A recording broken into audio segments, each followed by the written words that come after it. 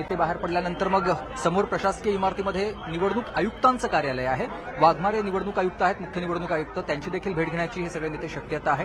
आणि ही भेट झाली की त्यानंतर सगळे नेते वाय.बी. चव्हाण सेंटरला जातील आणि तिथे एक पत्रकार परिषद संयुक्तिकरित्या होणार आहे. म्हणजे पहिल्यांदाच पत्रकार परिषद ही अशी असेल ज्या ठिकाणी शरद पवार मध्यभागी आणि त्यांच्या दोन्ही बाजूला ठाकरे बंधू असतील. एका बाजूला उद्धव ठाकरे, दुसऱ्या बाजूला राज ठाकरे आणि त्या व्यतिरिक्त राष्ट्रवादीचे इतर नेते, त्याचबरोबर शेकापचे नेते आहेत. काँग्रेसचे नेते तर येत आहेत की नाही या सगळ्या संदर्भातली शंका आता उपस्थित होते, कारण अद्याप कोणतेही नेते आलेले नाहीयेत. मग ही संयुक्त पत्रकार परिषद होईल आणि या बैठकीमध्ये किंवा या पत्रकार परिषदेमध्ये हे सगळे नेते काय मुद्दे मांडतात हे पाहणं महत्त्वाचं असेल.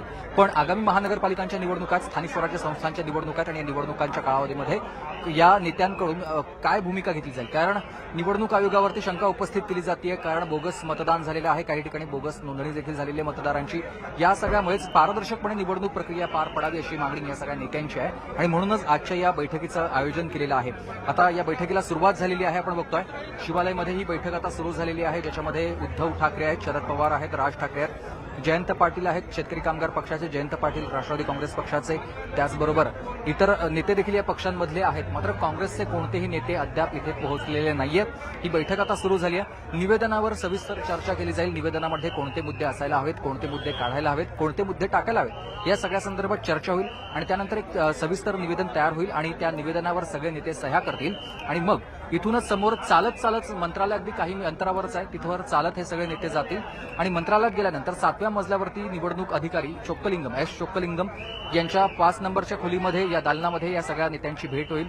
त्यांना एक या भेटीस निवेदन दिलं जाईल आपल्या मागण्यांचं आणि निवेदन दिल्यानंतर आपल्या मागण्या सांगितल्यानंतर हे सगळं शिष्टमंडळ तिथून निघेल आणि समोरच रस्ता पलीकडेच अगदी उत्तरपास बाजूला असलेल्या प्रशासकीय इमारतीमध्ये मुख्य निवडणूक आयुक्त वाघमारे यांचं कार्यालय आहे. तिथे पहिल्या मजल्यावर त्यांचं कार्यालय आहे. कदाचित तिथे देखील हे सगळे नेते निवडणूक आयुक्तांची देखील भेट घेतील, त्यांना देखील कदाचित निवेदन देतील आणि त्यानंतर मग अगदी मागच्याच बाजूला असलेलं वाय.बी. चव्हाण सेंटर त्या ठिकाणी या सगळ्या नेत्यांची भेट होईल आणि भेट झाल्यानंतर एक पत्रकार परिषद होईल आणि पत्रकार परिषदेमधून आपल्या मागण्या या सगळ्या संदर्भात सविस्तर अहवाल दिला जाईल. आता आपण बघतो सध्या काँग्रेसचे कदाचित इतर नेते देखील. तुम्हाला वाटतं आज जय मेलकर सगळे शिष्टमंडळाचं चाललेलं आहे, तुम्हाला वाटतं आज निवडणूक आयोग ऐकून घेईल सगळ्या गोष्टी? उतरू द्या.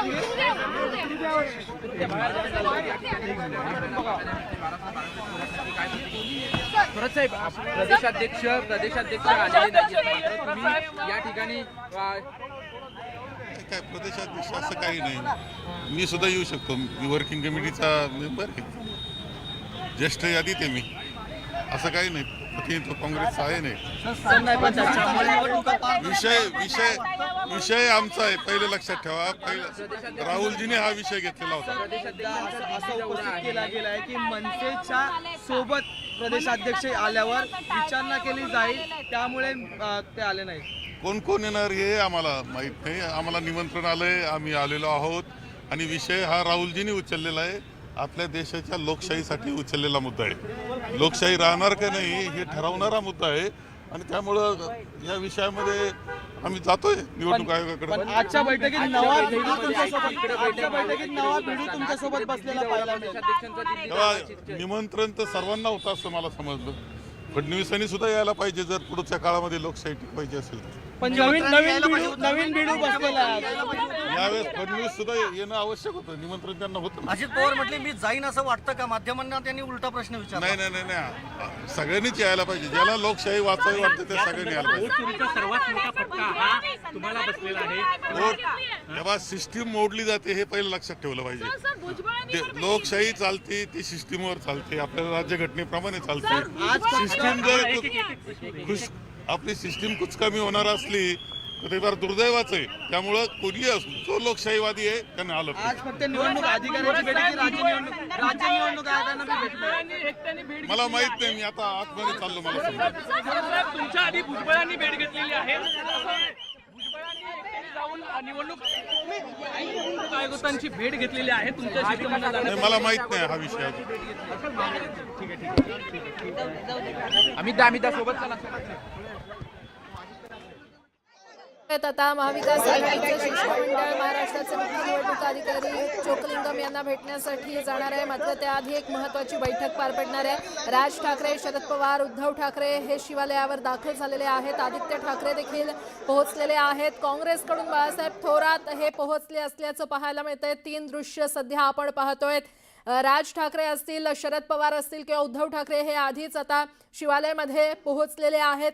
आदित्य ठाकरे देखील पोहोचलेले आहेत आणि त्यानंतर वर्षा गायकवाड आणि बाळासाहेब थोरात देखील पोहोचले असल्याचं पाहायला मिळतंय. महाविकास आघाडीचं शिष्टमंडळ हे महाराष्ट्राचे मुख्य निवडणूक अधिकारी चोकलिंगम यांना भेटण्यासाठी आज जाणार आहेत. त्याआधी ही महत्त्वाची बैठक किंवा त्यांच्यामध्ये आज चर्चा होईल आणि त्यानंतर निवडणूक अधिकाऱ्यांची भेट घेऊन संयुक्त पत्रकार परिषद देखील महाविकास आघाडीचं शिष्टमंडळ घेणार असल्याचं पाहायला मिळतंय.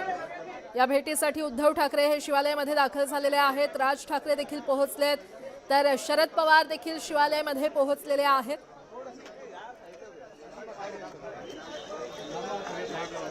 ही थेट दृश्य आपण पाहतोय. मतदार यादीतील त्रुटी, नावं गळती, चुकीच्या नावांची दुरुस्ती यासह विविध मागण्यांसाठी हे शिष्टमंडळ आज मुख्य निवडणूक अधिकारी चोकलिंगम यांची भेट घेणार आहे आणि त्यानंतर मुख्य निवडणूक अधिकाऱ्यांच्या भेटीनंतर एक संयुक्त पत्रकार परिषद देखील घेतली जाणार आहे. सध्या राज ठाकरे हे शिवालयावर पोहोचलेत, उद्धव ठाकरे देखील पोहोचलेत आणि शरद पवार हे देखील शिवालयामध्ये दाखल झालेले आहेत.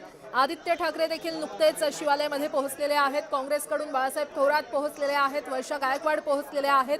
एकंदरीतच महाविकास आघाडीचं हे शिष्टमंडळ आता चर्चा करून मुख्य निवडणूक अधिकारी चोकलिंगम यांना भेटणार असल्याचं पाहायला मिळतंय.